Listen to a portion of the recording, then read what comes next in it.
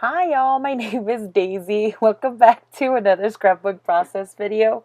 I made this video back in February using my mini kit Monday kit, and I used the Hello Love from Crate Paper collection in that month. I just wanted to make this process. I wanted to upload this video because I had it in my laptop and I just hadn't had the the energy to just edit and voiceover. So I did it, and I figured I'd put it up even though it's a month late, almost a whole month. So anyway, I am using a whole bunch of scraps that I had used from the paper pad, and I am putting down all these little journaling strips, kind of like a word border or just another really textural piece going down the side, because I know that I wasn't ever going to use up all those little journaling tabs all at once. And so I just decided to use them more like what am I trying to say?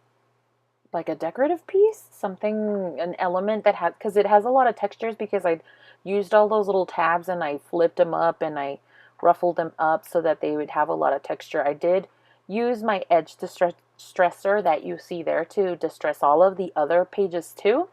I think with the exception of the first one, but I think I end up doing that too to the other one. Here, I was thinking that I was going to pause the video and glue the frame later, but I ended up doing it on video, so I'm happy about that. I did skip over all this process of doing the paper layers, and here you can see I'm using up all the scraps, even the that part that holds the tab to the paper stack. I even use that as well, and it's just to give it a lot of texture, a lot of layers. I didn't think that this part needed to be, toned down or anything of the sort, but I just wanted to bring in more of an interest to the element. The background to me was looking boring, I guess. And since I had already done all the texture in the layering, I wanted to bring in some of that kind of look, or that more textural look, grittiness, if you will, to the background as well. And so I got the idea of using some white paint and dry brushing it to the pattern paper, and I liked the look a lot better, because it was looking, because I think it was because the two pattern papers looked really linear, meaning that I have them, crossing each other, and then I had too much. It was like a too organized look. I don't know if I'm explaining myself correctly, but then with all my layers, it just didn't seem to connect, and so it just looked like I was throwing a bunch of paper layers on top of those two patterned pieces of paper, and they didn't look cohesive enough.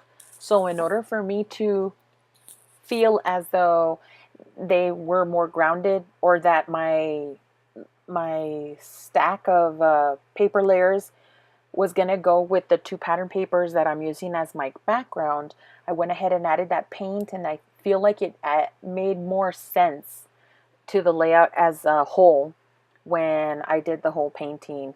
And the fact that I added punches on just a couple of the sides of the pattern paper that's going vertical, I think that adds to the textural part of the layout, because it does have a mixed media look. I do use a lot of different medias. I did use the punches, and I did the paper layers and the distressing and the paint, and so it's more cohesive that way. When I added the paint, it just made more sense, especially because to me it just looked like at first it looked like I was just throwing a clown outfit together. I don't know if that's gonna make sense to anybody but me in my head right now. But it just looked like a hot mess, really, until I started doing all the texturizing. And so the circles are washi tape circles that I had created for another layout from last year or so. And I just ended up keeping them, and it worked fabulously because I just cut those circles down to a smaller size and I backed them with a ring of glitter paper.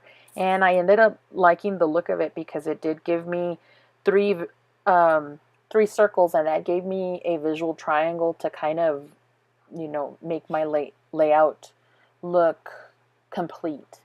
I really like that it has those three landing spots, and then it gave me a place to add my hand cut hearts, excuse me. And I did trace those with a black opaque paint. I think it's like a paint marker. They're from the Marvi Ukita line or something like that. And I got those markers at Tuesday morning. Here you see me gluing the ring down first and then adding those washi tape circles. Oh, I'm so sorry.